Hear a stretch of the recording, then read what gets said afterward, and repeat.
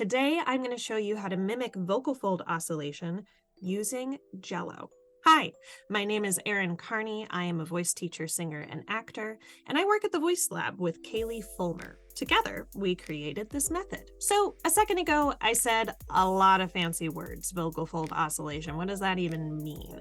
So let's talk about how the voice works. In order for your voice to create pitch, your vocal folds have to vibrate. A lot of people think that this happens by the vocal cords being plucked like a string or rubbing together like cricket wings, but actually neither is true.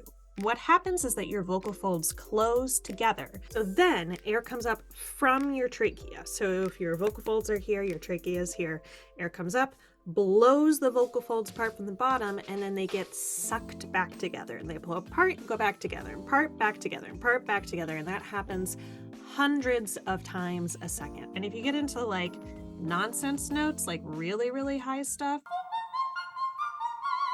we're talking thousands of times a second instead. This is super, super cool and really fundamental for understanding how the voice works, but it's really hard to teach and to see. Unlike other instruments like guitar or piano or flute, if you're teaching this, you can't have your students touch their vocal folds or look at their vocal folds because it's inside their body.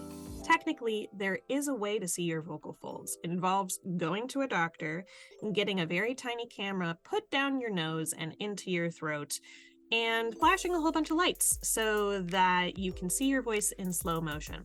As you might imagine, that's kind of involved. There are lots of really awesome videos out on the internet of this happening, but the ick factor gets to some people sometimes. So this is where Jello comes in.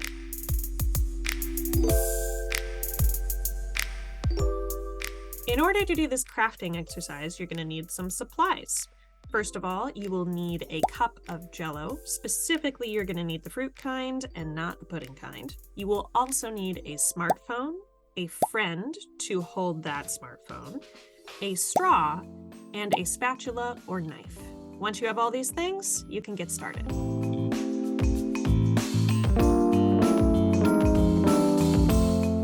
So the first thing you're going to want to do is take your spatula or knife and cut directly down the center of the Jello. And once you've done that, you're going to loosen the Jello a little bit from the container by scraping along the sides. And then try and get the Jello out of the container by gently tapping it, maybe squeezing it a little bit. If you're finding that that's not working, don't force it. Go back and scrape again along the sides, maybe a little deeper. Once you get it out, it's okay if it looks a little ugly, so long as you have two sides that are flush against each other, just like this.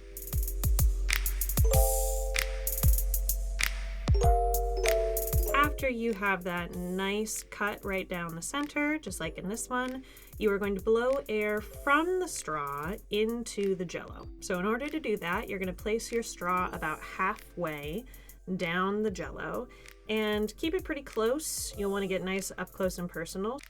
And then you're going to experiment with different types of air pressure. You might need to blow faster air, slower air, something like that. This is where having your friend really comes in handy because they'll be able to see if the Jello is coming apart and back together consistently, and if you need to amp up the air pressure or if you need to slow it down a little bit. Once you have found that sweet spot, that speed, you are ready to start filming.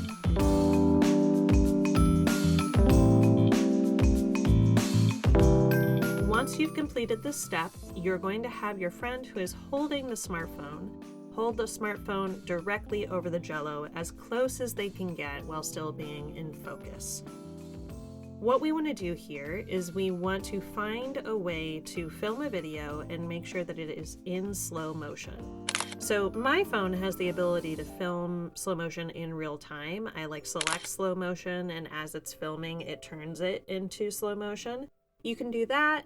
Also, some phones have the ability to film in real time and then make it slow motion later, add a slow motion effect.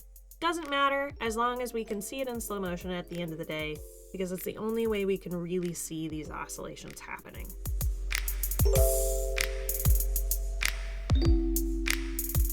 this is what it looks like.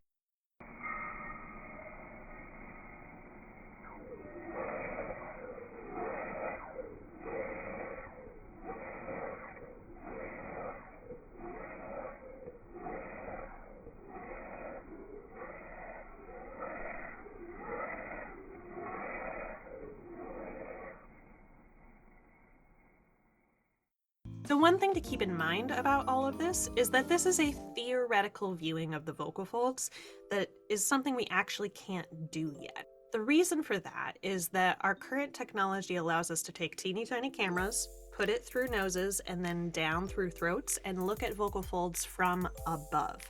So if you see vocal fold videos on the internet, that's what you're seeing, is the top view of the vocal folds. Instead, what we're imagining here is that we've got a sort of magical X-ray machine or spyglass that we can put right here, zoom in a whole bunch of times, and then see the vocal folds opening and closing. So we're imagining that this is the trachea, the air is coming from here, and then this is the top of the vocal folds.